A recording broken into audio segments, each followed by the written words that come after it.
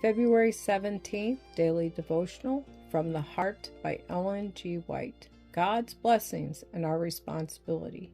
Return to me, and I will return to you, says the Lord of hosts. Malachi chapter 3, verse 7.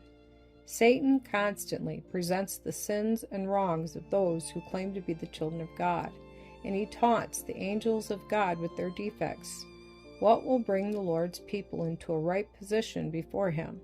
The Lord answers the question in Malachi, saying, Return unto me, and I will return unto you, saith the Lord of hosts. Malachi chapter 3, verse 7.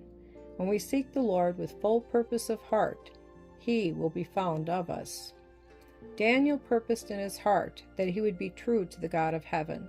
He determined that he would not eat of the king's meat or drink of his wine, and his 3 companions determined that they would not dishonor God by bowing down before the golden image that Nebuchadnezzar set up in the plain of Dura. When we purpose to serve the Lord with a determination like that of these faithful servants of God, the Lord will take our part and enable us to lay hold of his strength. Angels look with amazement upon the ingratitude of those for whom God has done so much in continually bestowing his favors and gifts. People forget the claims of God and indulge in selfishness and worldliness. God cannot bless us in lands and flocks when we do not use his blessings for his glory.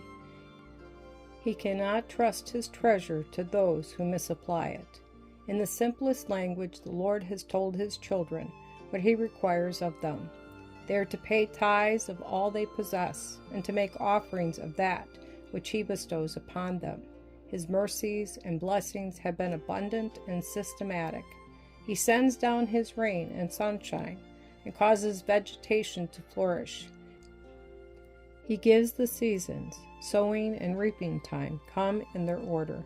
And the unfailing goodness of God calls for something better than the ingratitude and forgetfulness that many render to him.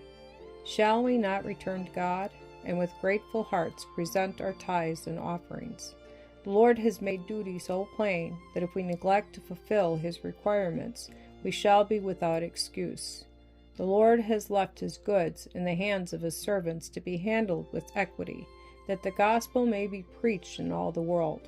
The arrangement and provision for the spread of his truth in the world has not been left to chance.